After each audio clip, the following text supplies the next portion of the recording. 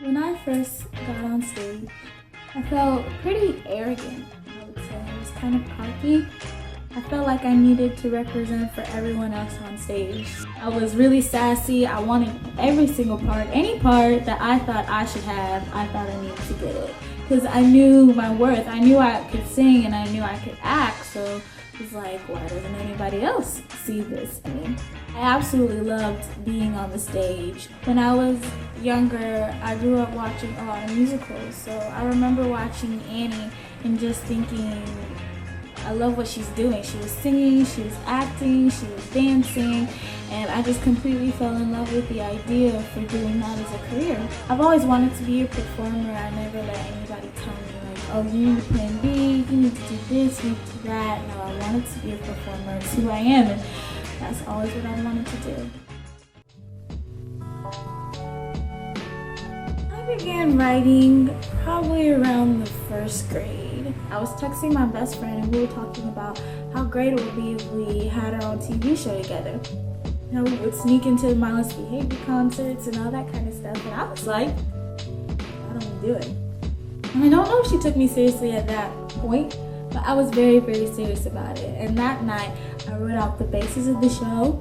I started writing out all the characters, and that's basically when the It Factor was born. And then the show used to be really diverse.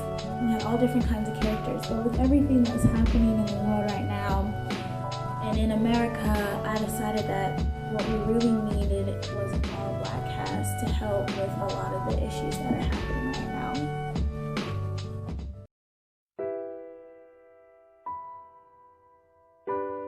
Why is the It Factor needed?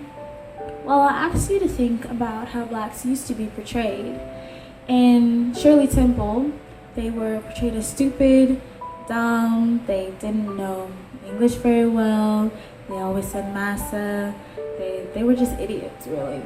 And you look at how blacks are portrayed now, they're always making mistakes, they're always very violent, they're always talking about drugs or money or women, and you look at how the two are portrayed, and the only difference you see is a time frame.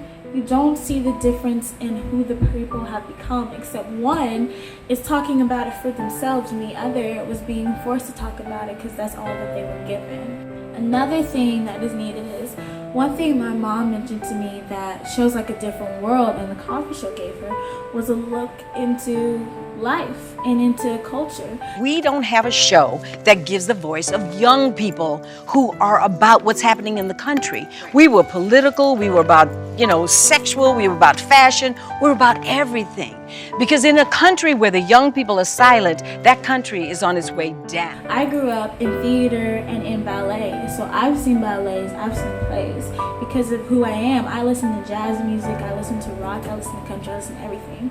But not a lot of people in general have access to that source, and not a lot of African Americans want or know that they can have access to that. So I want this show to be able to show them a different way of life, to give them a lesson on culture just by themselves. Some of them may never see a jazz performance, but they might watch my show and then they'll have the chance to see that be portrayed on stage. So have a chance to see artists who they wouldn't normally regularly see because it's not part of their inner circle. If your inner group doesn't do things, you might not do it. I want to have something that'll teach people and teach teens what to do, how to do, and give them an idea of what should be done and what shouldn't be done, just to help them along through life. And to start to break down the walls of how us as a people are portrayed by doing small things, just by having a black male opening the door always for his girl will break down monumental walls. It doesn't take a lot, it just takes small images, like a girl dropping something and a black man picking it up for her instead of looking at it and then turning away like he's ignorant or full of arrogance or something. Just small things like that could just begin to break down barriers and walls that have been put up on what we're supposed to be as a people.